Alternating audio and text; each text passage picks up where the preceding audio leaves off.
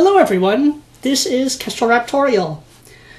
It's been 20 years, can you believe it? Since 1999, when Star Wars Episode 1, The Phantom Menace, came to theaters. Back then, it had been almost 20 years since there had been a new Star Wars movie in theaters.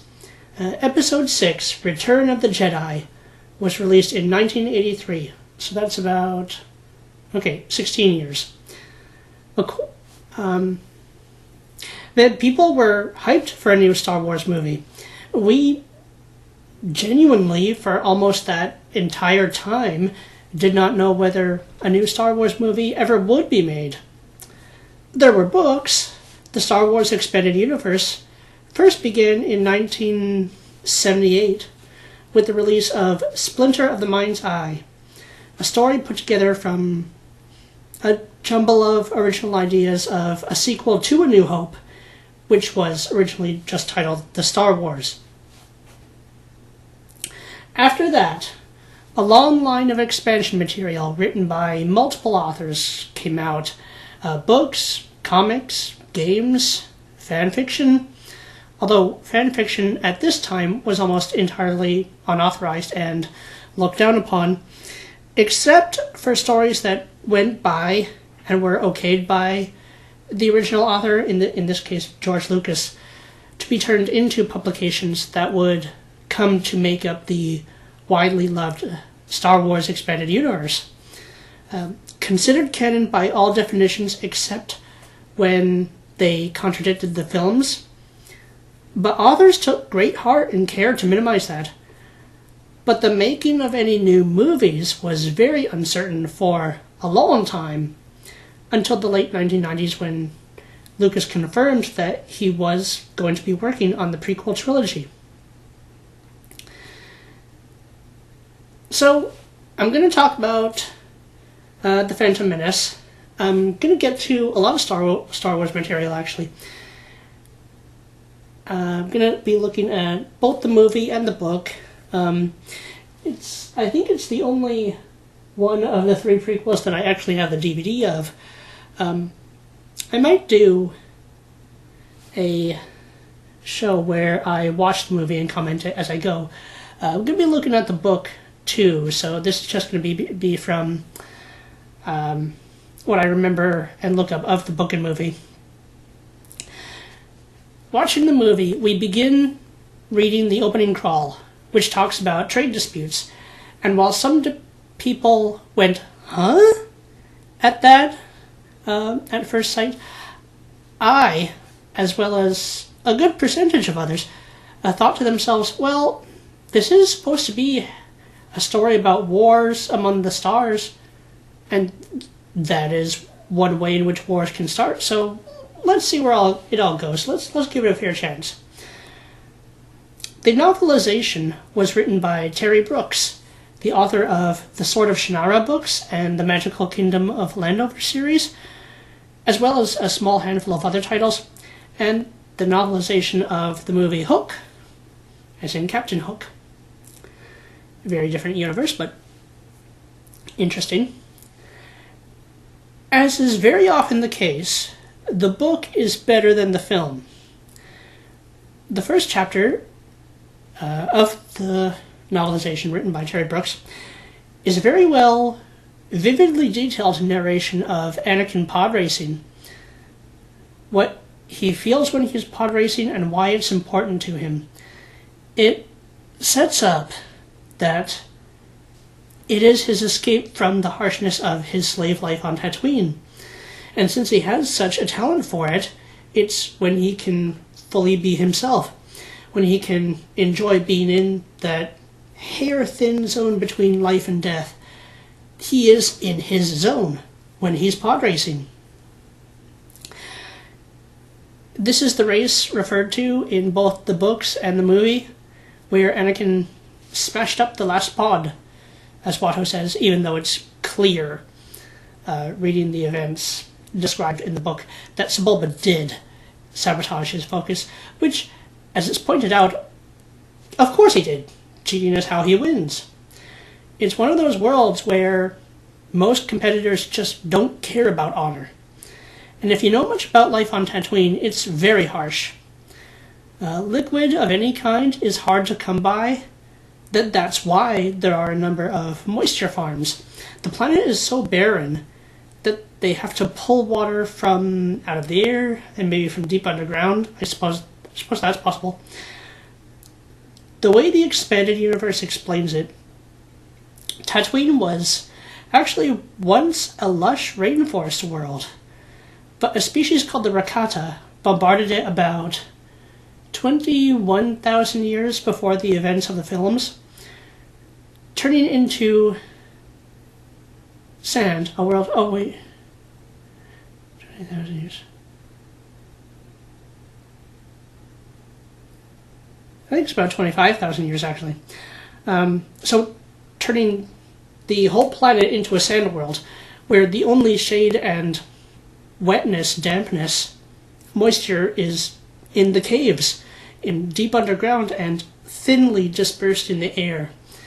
Those moisture vaporators that the farmers have to get, they're referenced several times as being pretty expensive. So it makes perfect sense that this would be a world where only the relentless get ahead. Competition for any resource at all is extremely unforgiving.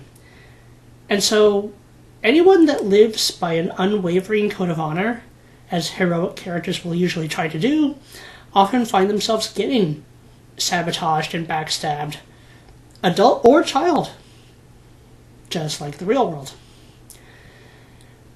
But then we get to the second chapter, where Watto is chewing out Anakin for crashing again, and he threatens to not let him race anymore, to which Anakin's mother Shmi tries to play along with Watto's own words, saying that that's a good idea, which confuses Watto for a bit because, as Anakin is well aware, Watto doesn't really mean it. He's of course going to want Anakin to race for him again, being that Anakin has a talent for it and will do it for free, whereas if Watto had to get a sponsor a racer, that would cost him money, which is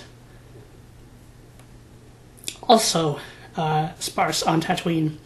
At least reliable income is. Ultimately, Shmi's attempt fails, and Watto just puts Anakin to work. Soon his friends come, Kitster and a chubby Rodian child named Wald, both of who are two of the kids who come to see Anakin working on his new racer in the movie. They go for drinks, presumably non-alcoholic, just because Tatooine is really hot and dry and there's not a lot of places for kids to go for fun. And they meet an old star pilot who tells them of his stories, of his adventures. He's watched Anakin race, and he tells the boy, "You fly like your name, Anakin. You walk the sky like you own it. You show promise." I always liked that line. Even when I first read the book when I was a very young teen. It's genuine. It's very much something an adult would say to a child they saw promise in. And it's a nice contrast to the Jedi's ominous, clouded this boy's future is, and what really came off as unfounded caution with taking in a sweet kid. You know, characters are not supposed to know what comes later in their own universe. I know there's the not accepting anyone older than toddlerhood in the Jedi Order in this time period, with some exceptions, but it still, in the film, comes off as really quite cold. I also like the old pilots talking to all three kids who all want to be pilots, but don't think they can because they're slaves. I think all three of them are slaves. We only know Anakin for sure. Well, anyway, they're certainly very low on the hierarchy on that planet. He gives them a learn to survive in the life you have to deal with for now, but don't be discouraged against pushing the boundary of what your potential is. you might find a way. That's his lesson to them, and that's also realistic. Life is not stagnant, and there are ways to reach for your goals, even when you think there may not be. So, two very nice book exclusive chapters.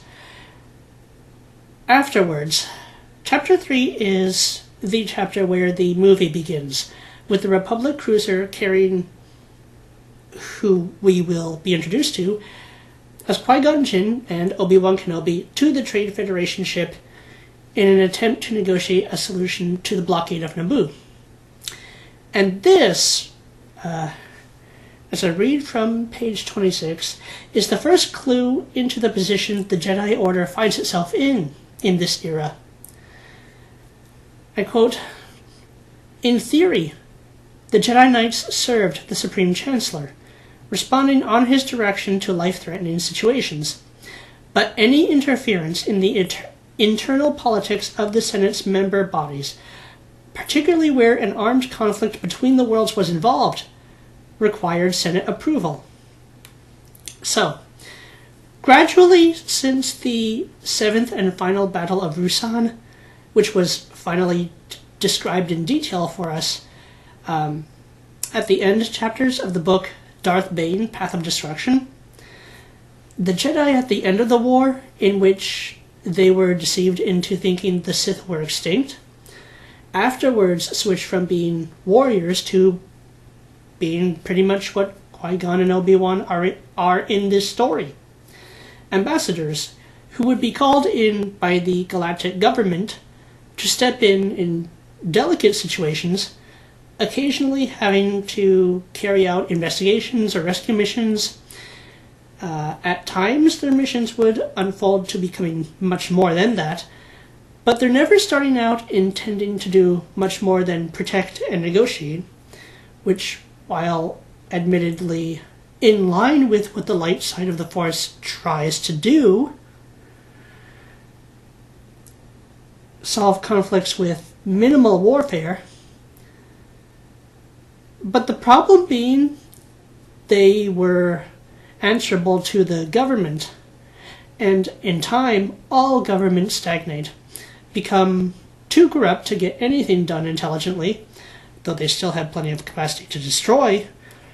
They will try to expand their power, and even the most benevolent of republics will eventually turn into dictatorships, or they'll just flat out collapse. Which is exactly what the Star Wars prequels illustrate, despite doing so somewhat sloppily. And because the government is only stagnated and degrading, both anytime a republic or democracy type government gets to be about 150 to 250 years old in real life, in real history, or in fictional works, because there is a reason that a lot of science fiction, fantasy universes will show governments becoming corrupt over time, because that's what happens in real life. That's what we have to watch out for. Now, since the Jedi are so closely entangled in and answerable only to the government, in this case the Galactic Republic, the Senate's political priorities, the Jedi too are stagnating and degrading, only realizing it after it's too late to do much about it. Alright, that's where I'm going to have to leave off in the commentary for tonight. I will continue next time with the Jedi's escape from the Trade Federation. We will talk about Qui-Gon, Obi-Wan, Darth Sidious, Newt Gunray, Queen Amidala. Darth Maul doesn't show up quite yet. And regrettably, Jar Jar. Oh, yippee.